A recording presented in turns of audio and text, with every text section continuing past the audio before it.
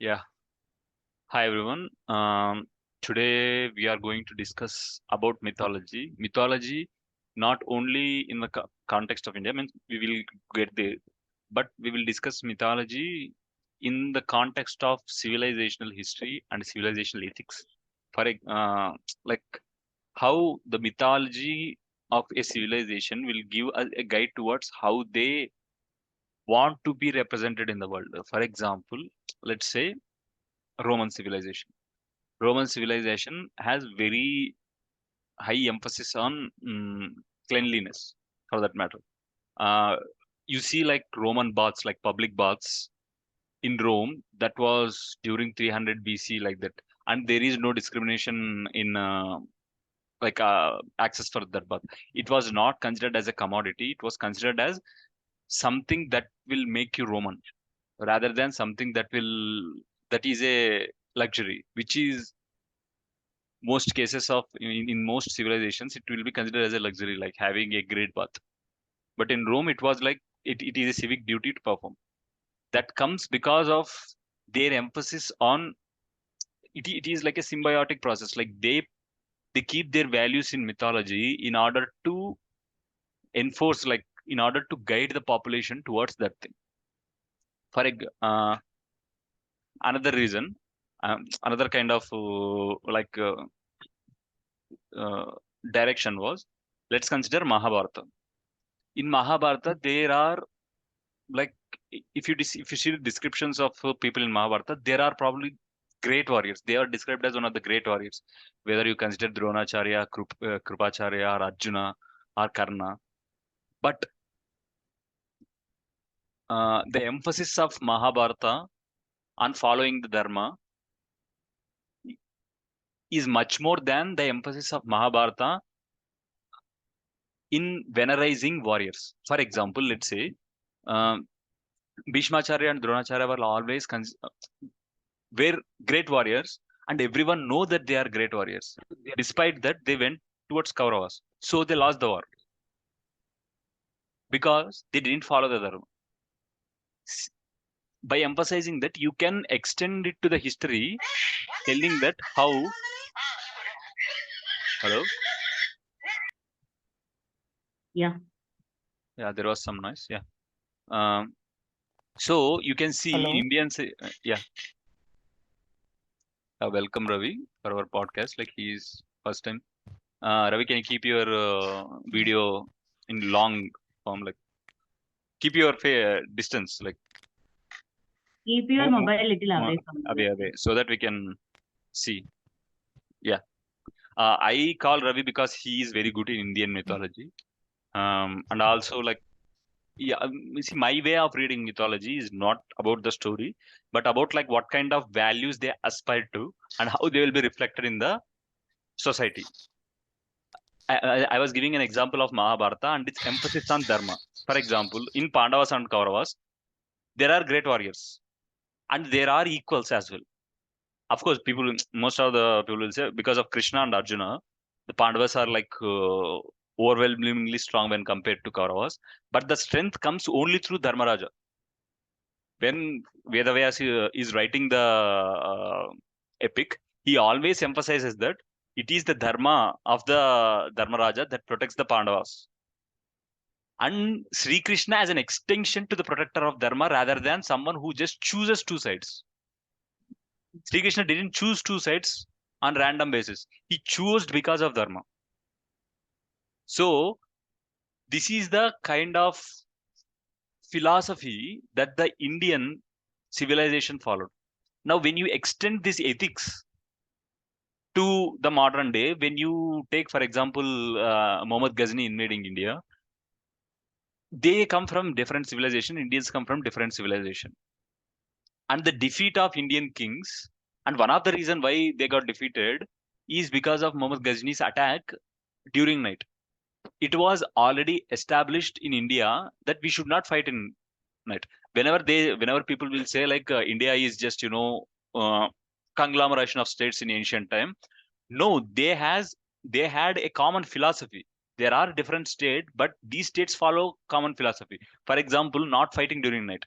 which you don't see in any other civilization except Indian civilization, which comes from a common root, which is dharma, which was emphasized by Mahabharata. Which, so when they come into contact with a different civilization that doesn't follow these norms, and when the civilization, like for example, the Indian civilization doesn't have a remedy for that,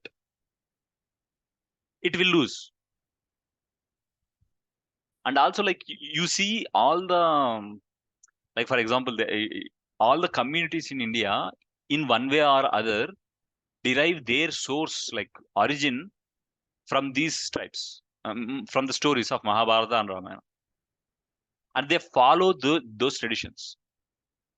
Um, for example, people will say like this is very elite kind of thing, like that this kind of mythology or civilizational ethics are followed only by like upper caste or like high people in the Hindu society. No, if you go into depth, like for example, the people who do arts, like I have met like a few um, what do you call, few people who, communities who travel usually, who don't stay at one place, and they will tell the stories of some people or some great people. When I ask them like how does this starts, like where does it start from, they trace their lineage all the way back to Mahabharata. Like there will be very, like for example, the people who do fishing in India, they also source their uh, lineage to Mahabharata, telling that Vedavyas is also born to a fisher lady. So when you say mythology, it doesn't only mean uh, some random kind of stories stitched together. It emphasizes the kind of direction that the civilization will take in that particular scenario. For example, let's say in most of the barbarian societies, women were always considered as trading thing. Means there is no difference between property and women. Literally no difference. It's not like the men will they see that way. The laws are made that way, and they fought their wars that way. You can see their extension even in the modern day. For example, let's say in Turkmenistan, um, marriage is, in Turkmenistan, marriage is always considered as uh, some kind of validation of the warrior nature of the men. So if you go to the rural area, the Turkmen men usually steal girls, like literally like a sheep, and marry them. I'm not saying this is followed in all of Turkmenistan, but even when the marriage is fixed, they want to follow this tradition in order to, what you call, in order to emphasize their strength. Yeah, I would like to their strength. So this also comes from the civilizational story. If you go back to their ancestors, that's how they fought, and they take their tradition, telling that woman is basically cattle, and they have to be hoarded. So if so reading so the way you read mythology is not like a story, like a movie story, like two strong characters are fighting. It should emphasize like what the underlying morality that they are following. Yeah. Sushma is asking, is it tradition followed now or during which time? No, I'm not talking about tradition. I'm not talking about um, mm, particular thing that was followed, but the kind of philosophy that followed. Like for example, Rome always consider Rome always want to show their strength. It's not like they should be strong. They should emphasize on showing their strength in order to make the barbarians at bay. So even though Rome didn't occupy Germania, they occasionally constructed bridges through Rhine and destroy the barbarian villages in order to show strength to the barbarians, telling that who is master in that place. For them, it is important. Like this will be always followed in the tradition. Like they always kept their hierarchies. For example, let's say in army, people are not recruited based on like there will be some meritocratic criteria, but when you get into the army, it was always mentorship that brought you up. Like for example, if let's say a village guy comes into the army, he'll always be mentored by his higher up, either like for example a general, not up to the general, but someone who corporal or a marshal like that. So that mentorship will bring them. The hierarchy is stitched into the Roman society. So whenever they fight with the enemy tribes, rather than winning, it is they want to show who is strong in that fight. This comes from the mythology telling that Jupiter always values valor. Valor is basically kind of what you call showing strength to the And enemy. Yeah, Sushma, you want to talk? no, I was just saying Yeah, same. Ravi, do you want to tell anything about like what is your perspective on reading mythology? Like how why you read mythology and what you draw from mythology? Actually, when we go with the mythology, it's like a imbibing the morals through stories. You can say like you can yeah, imagine the situation in different perspectives. Mm, When you see even a normal story, like a normal story, when you read basic thing like normally everyone say Guru Drona and mm, when he asked Ekalavya to cut his finger. mm, But when you go deep into it, when you understand that why he asked, mm, because Ekalavya's father is a commander in chief for Jarasandha. mm, Okay, it's like if he knows everything, Ekalavya, then in future he fights with the whoever he serves. He mm, serves the Jarasandha who is doing evil. mm, So he will be a main force to prolong the battle for evil. mm. Okay, so to stop that, the thing is for Archie the main thing is like this Thumb, thumb yeah. thing. Thumb. If you don't have a thumb, you can practice like this also, but Mm, you can't get the correct grip and everything. That mm. thumb is like main thing for Archie.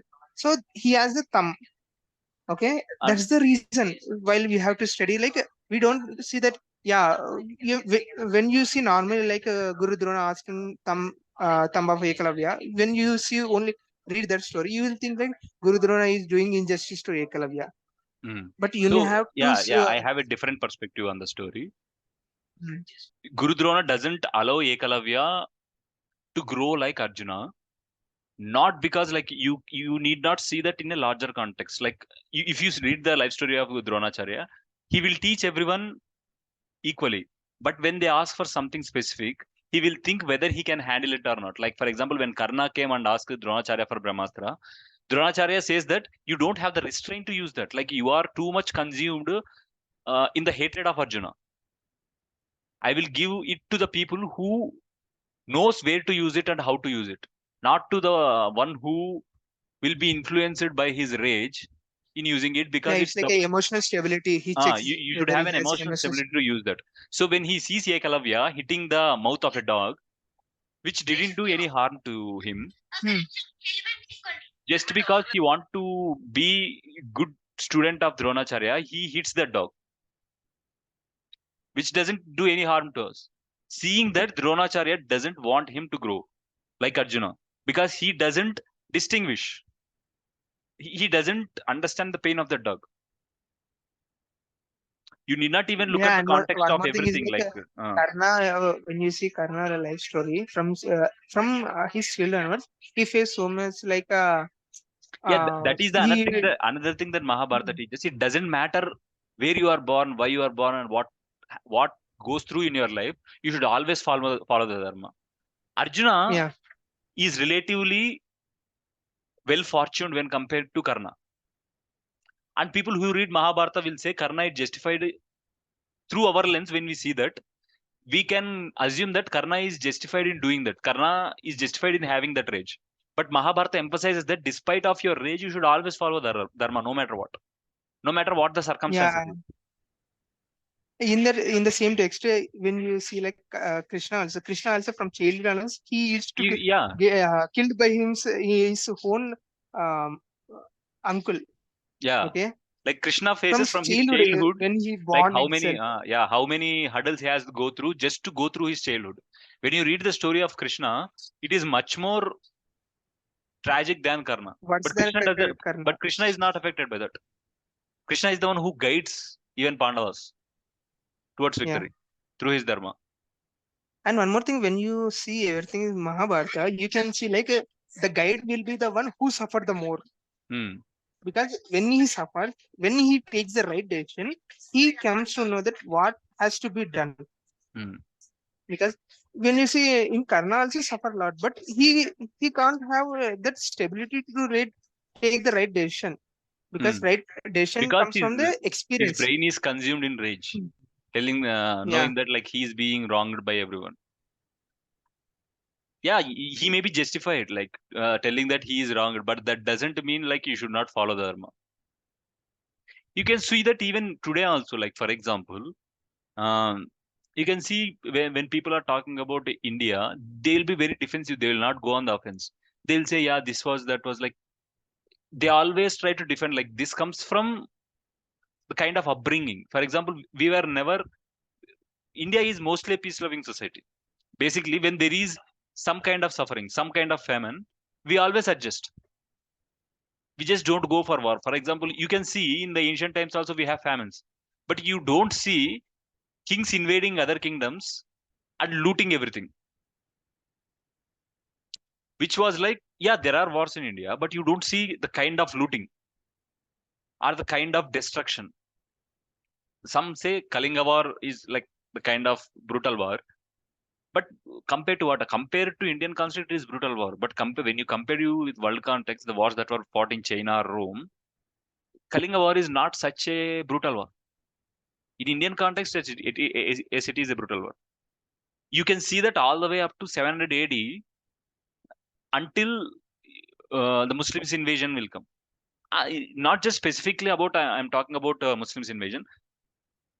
Even before 700 AD also there are other invasions as well. For example, the Kushans. The Kushans are also come from the same area of Afghanistan, Turkmenistan. But you don't see, you see the kind of looting in the beginning days. Like when the initial stages of conquest of Kushan, you see lootings. But whenever they settle in India, they follow the tradition. It will also, they calm down and they start focusing more on governance rather than killing and One more thing, taking. they realized when they came to India, they For realized example, yeah, that yeah, what two we kings did like is Toramano wrong. and Miracula, they were considered as brutal kings, but they are also great Shobhaktas. You can see the transformation of Toramano and Miracula in his own lifetime. When he was young, he is very much, rage and want to conquer. When he grow old, he converts to Shaivism and lives peacefully, actually. Despite coming from a barbarian background. But because they don't have a civilization, they adopt Indian civilization. So when they adopt Indian civilization, they'll take the values of the Indian civilization.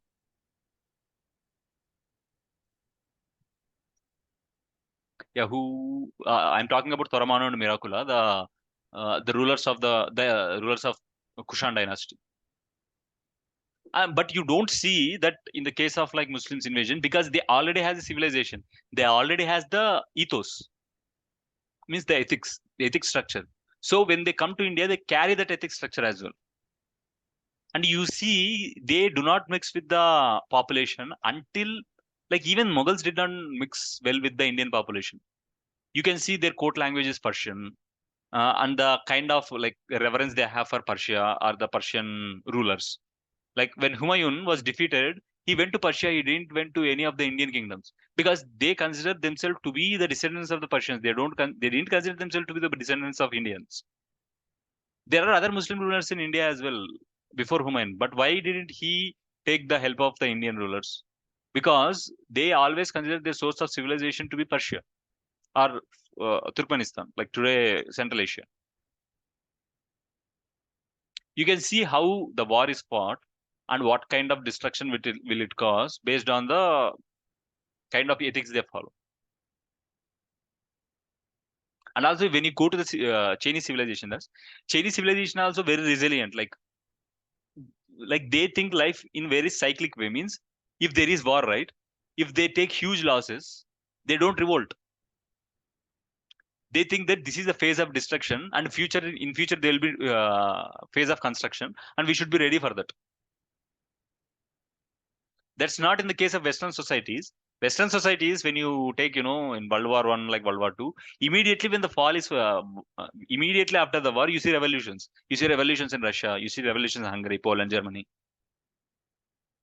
But that's not okay, despite of having losses less compared to the Chinese in World War Two. Yeah. And one more thing is like there is no particular meaning for dharma. Mm, Okay, dharma is like a practice towards good. That's it. mm. Like when you compare both avatars of Vishnu, Rama and Krishna, their dharma definition differs. Yeah, When like, you see in and I Rama, also want to emphasize, fighting like, the war is right. uh, The war strategy is like a face to face fight will be there.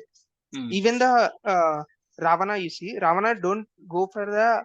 I mean, when he's in war, he don't use uh, like backstabbing. mm, Okay, there is like a face to face fight. mm, When you come to Dwapar Yuga, there will be like a uh, there is no like a face to face fight. There are also like backstabbing also. When you mm, see Shikuni mm, uses tactics to win the war rather mm. than going face to face war. So to win that kind of people, the dharma has to be modified in that context so that it can be achieved. Yeah, what Ravi was telling was basically there is a layer of dharma that can be modified, but the core values will not be. For example, when you consider war, right?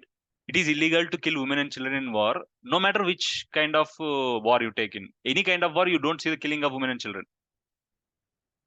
You can take Indian mythology. That's the core value.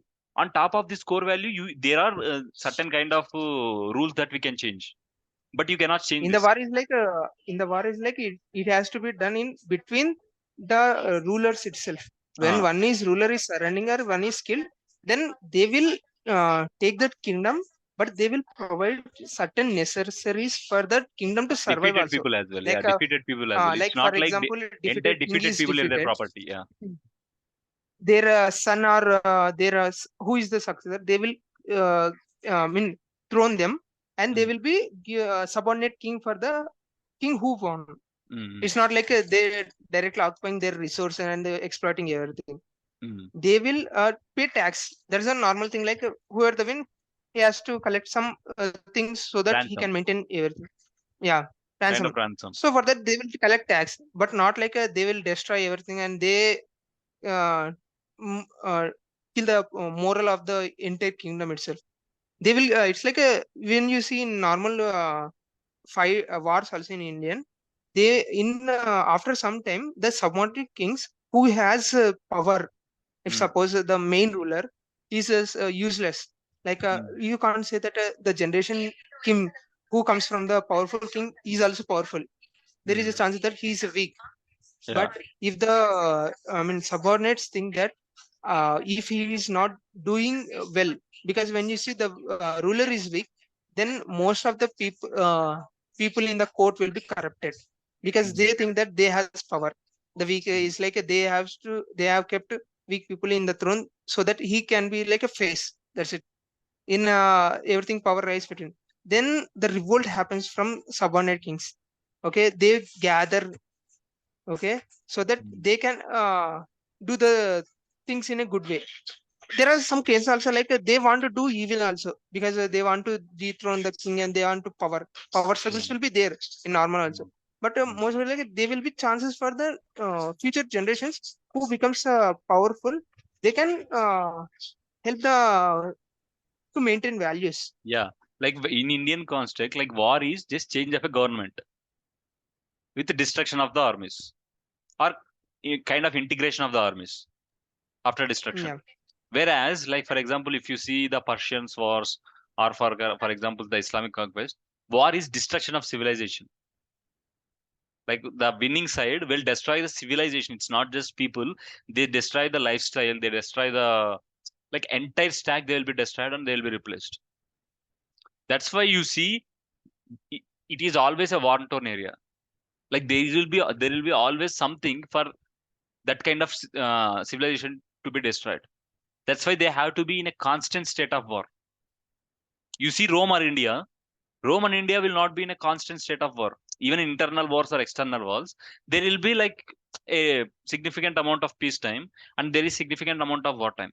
But that's not in the case of like the Islamic civilization or, for example, the barbarians, the Mongol civilization, the Scythian civilization.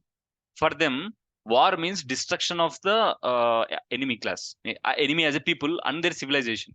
Means their entire thought process and everything should change, which will take a lot of Because time. they think that there are superior race Yeah, and this kind of means there is ideology no, they have. yeah, there is no integration part. Either you follow us entirely or you will be killed. So that's why you see all the Islamic empires were in the constant state of war. I have said like there will be dharma in Indian context, and you will not king. Like if the enemy king will surrender, you will not kill him. Usually it will not happen. There will be one or two instances where it has happened, but usually this is the case. It will not happen. When you go to the Ottoman Empire, right? When the king has like 20 brothers, and one was selected as a king, the remaining 19 will be killed by the same brother. It should happen. It is not like it is an eventuality that the fight will break out. It is a tradition that they will kill. There is a tradition of killing your own brothers in the Ottoman succession period. Now, for people who comes from civilization, it feels like kind of barbaric.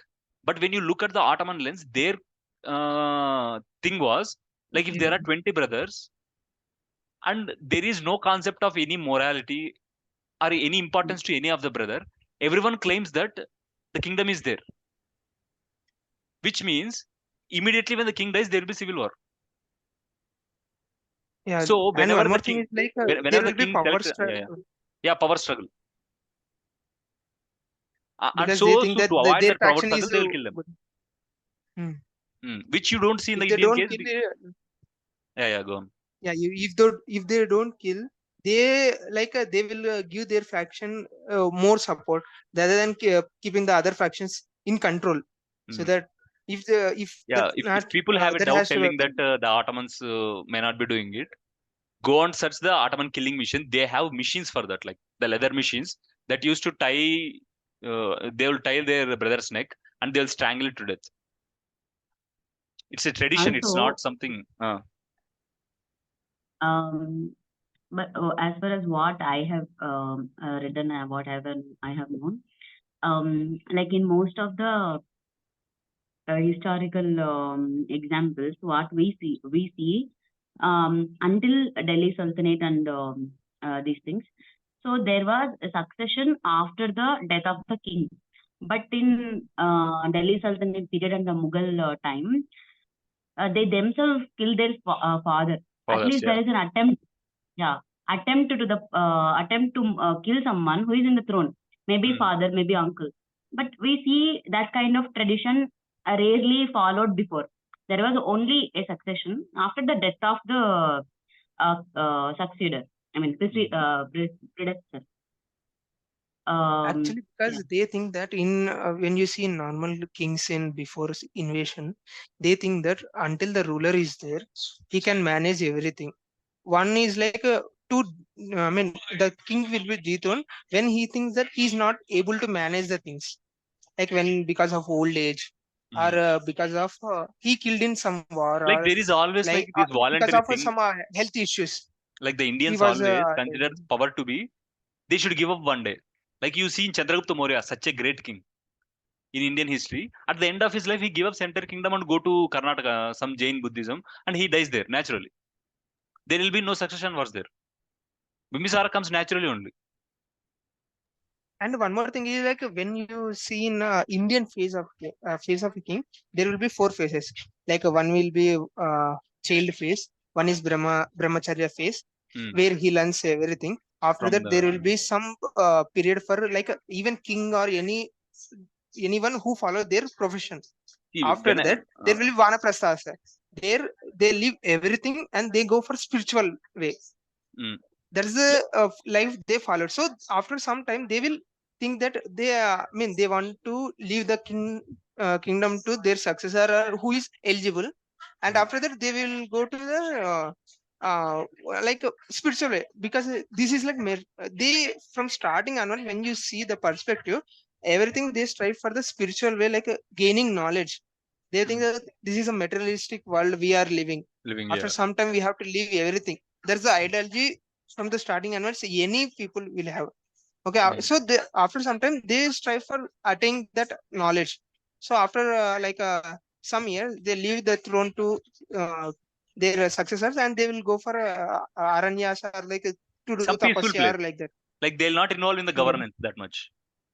I just Anyways. want to See, summarize like what Ravi has told. It is basically the what an individual has to do. These are called purusharthas.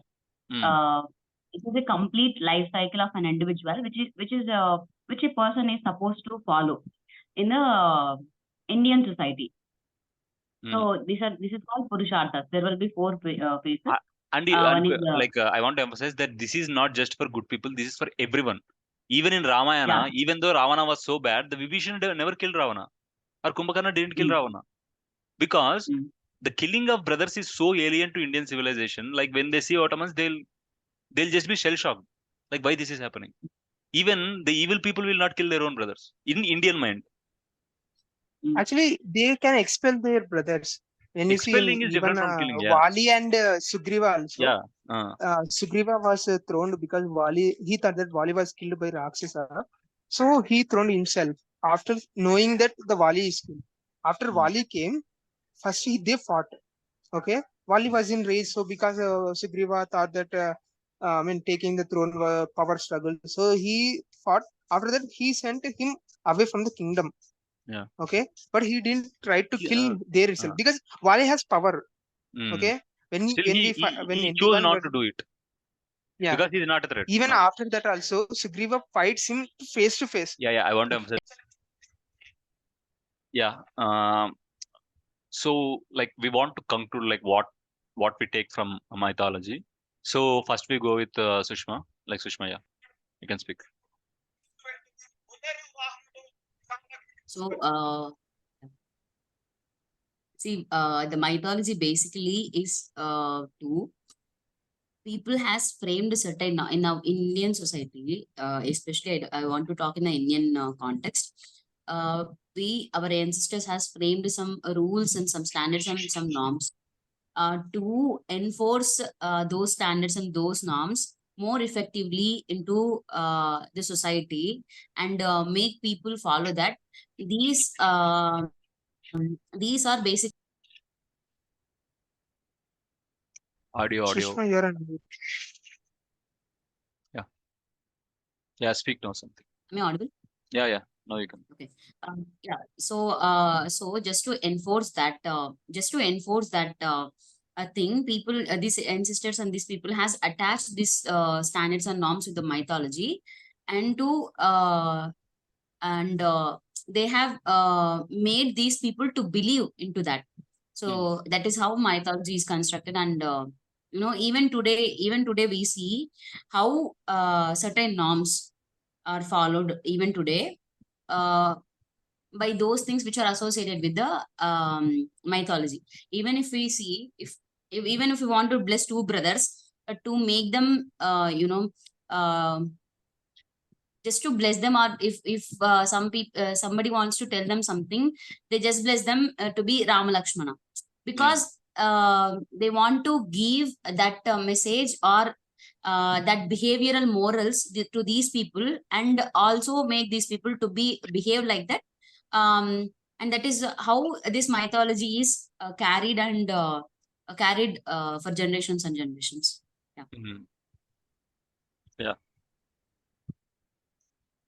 Now Ravi Teja will go. Like Ravi. Actually, when you see in mythology generally, it doesn't signify that this is story itself.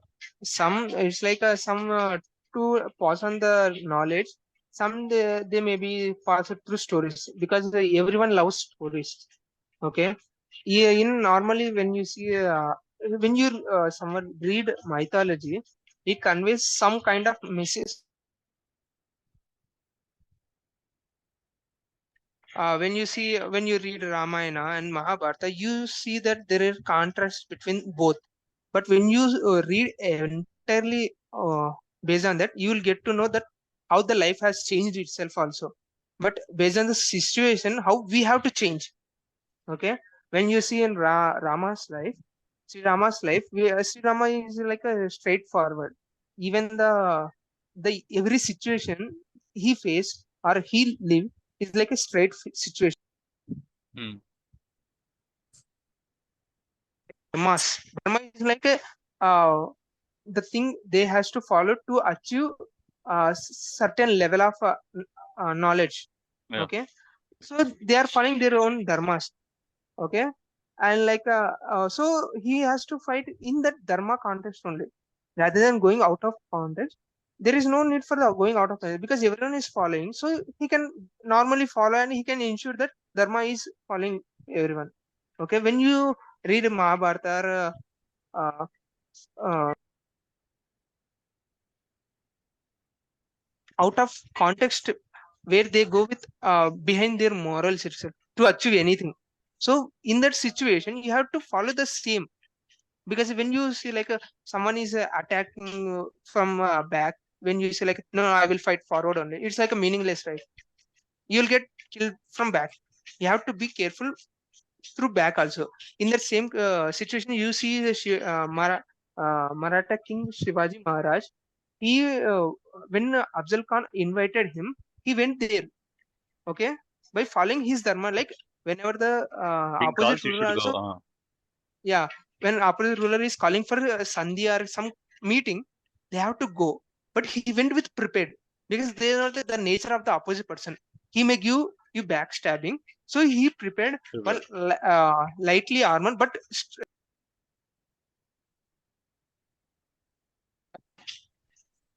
which has more strength. He followed that, and he prepared one extra weapon so that he can tackle that thing. So that kind of we have to adapt. He's following his dharma, but we have to save ourselves. Because if you following our dharma and someone says like they are going to stab you, well, no, no, no, I will follow. It's like a foolishness. So the Indian mythology, when you read, you'll get to know that how you can evaluate your knowledge itself. How can Hmm. you strive to go further in your life, that you can understand. Yeah. My I'll give my conclusion. Like you can see mythology as a conglomeration of um, ethics that is desired for a civilization by the you can say nobility or the generations. Like for example, all stories are generational stories. These generational stories will integrate the ethics that they find it to be good and integrate that in the mythology. So they will.